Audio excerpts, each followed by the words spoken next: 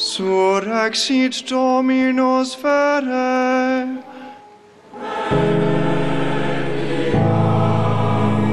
Nomine Patris et Filii et Spiritus। Catholic খ্রিস্টানদের সর্বোচ্চ ধর্মগুরু পোপ ফ্রান্সিস মারা গেছেন। স্থানীয় সময় সোমবার সকাল 7:35 তিনি মারা যান বলে জানিয়েছেন ভ্যাটিকান।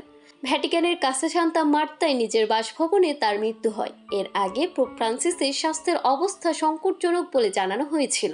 এক বিবৃতিতে ভ্যাটিকান জানানো হয়, কিছুক্ষণ আগে কার্ডিনাল ফারেন দুঃখের সঙ্গে পোপ ফ্রান্সিসের মৃত্যুর ঘোষণা করেছেন। তিনি বলেছেন, প্রিয় ভাই ও বোনেরা, গভীর দুঃখের সঙ্গে আমাদের পবিত্র পিতা ফ্রান্সিসের মৃত্যু ঘোষণা করছি। তিনি আমাদেরকে আনুগত্য, সাহস ও সর্বজনীন প্রেমের সঙ্গে সপেলের মূল্যবোধের সাথে বাঁচতে শিখিয়েছেন, বিশেষত দরিদ্রতম এবং সবচেয়ে প্রান্তিকদের পক্ষে। ফারেল যোগ করেছেন, প্রভু যিশুর একজন সত্যিকারের শিষ্য হিসেবে তার উদাহরণের জন্য অশেষ কৃতজ্ঞতার সঙ্গে আমরা পোপ ফ্রান্সিসের আত্মাকে এক এবং ত্রিমূর্তি ঈশ্বরের অসীম করুণাময় ভালোবাসার জন্য প্রশংসা করি। বিবিসির প্রতিবেদনে বলা হয়, তিনি ছিলেন 741 সালের পর প্রথম নন ইউরোপিয়ান পোপ।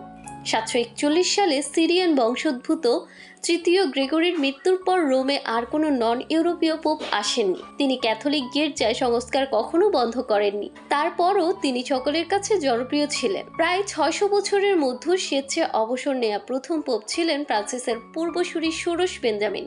প্রায় এক দশক তারা একসঙ্গে ভ্যাটিকান গার্ডেনে ছিলেন।